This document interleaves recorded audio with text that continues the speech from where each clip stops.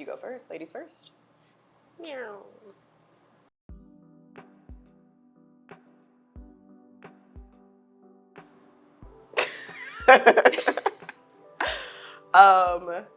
What I have come to know, this play is about two people's attempts to becoming closer by sharing the pieces of themselves that created who they are today. And to me, I think that's really important in all aspects, because if you're trying to develop a relationship with somebody and you kind of want to get to know, like, what I like to say, like, why are you this way?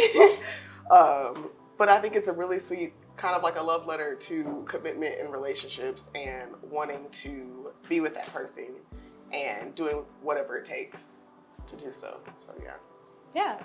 So to me, this play is about two people attempting to deepen their relationship and their connection, to share the parts of them that are maybe more hidden, the embarrassing stories that you don't tell anybody, right? And hoping that the person that they love will continue to love them after learning about those flaws, seeing that person's trauma and their scars, and deciding that you still love them and moving past that honeymoon phase.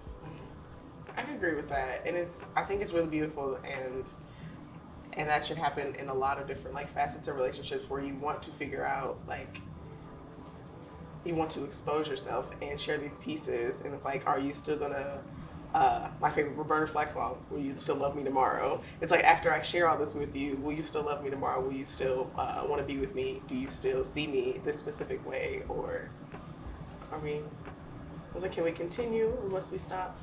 I think we would like to continue. We'll have to see. I connected in ways I did not realize. I always like to joke and say reading is fundamental when you, like, first get a script to audition with, because I did not expect to have such a connection with my character. I was really taken aback. There was a moment where I stood back and, like, a memory washed over, and I was just like, oh, me and Cecily have a bit more in common than I thought, which has a strength because now I understand how to understand her and how to portray her. But I think it was really healing for myself to develop this emotion and story for her while also healing that part of myself, so I can share this. For me specifically, this is the first opportunity I've ever had to portray a genderqueer, non-binary, trans-masc person.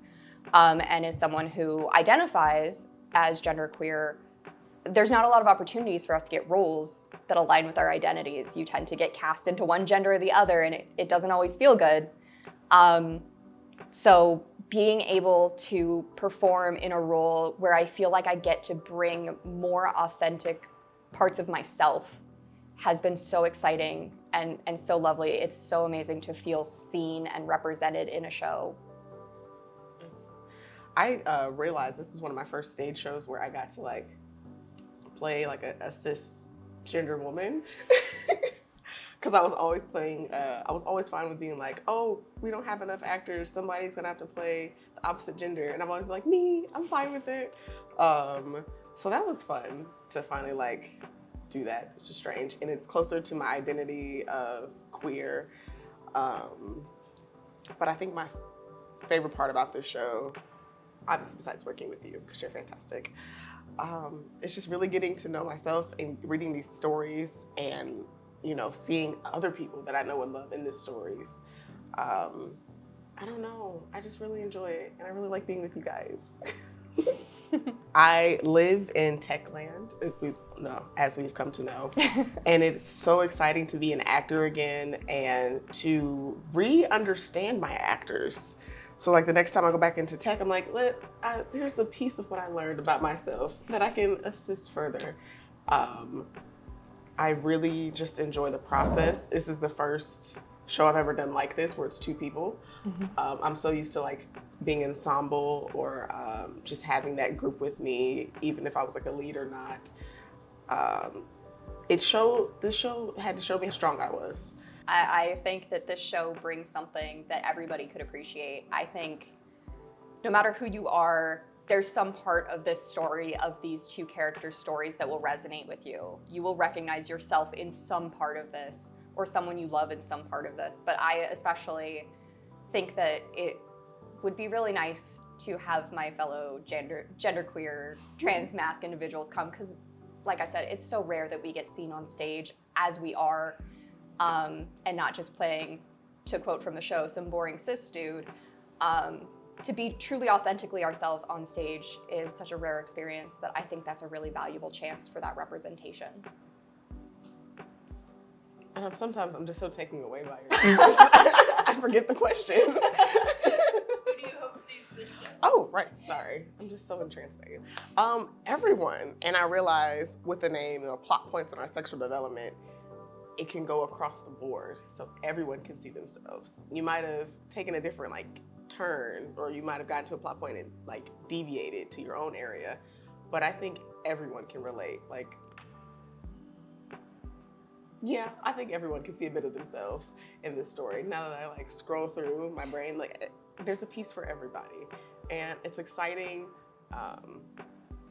And I want them to see that. I want them to go home and take that piece with them, whether it makes them want to grow and be better as a person, or maybe want to change some things. Maybe something they saw, something about themselves that they didn't like, or all these different facets, because that's what theater's about. It gives you a reflection of yourself.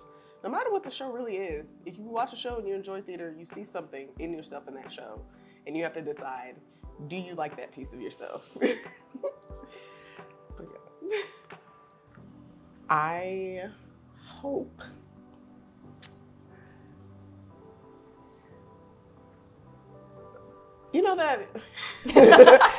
when you go see a movie and then after it's so amazing and so life-changing, you leave with this entirely new perspective of how you want to live life, or even still a character flaw or a character what's the thing? Characteristic. There you go. That's the word.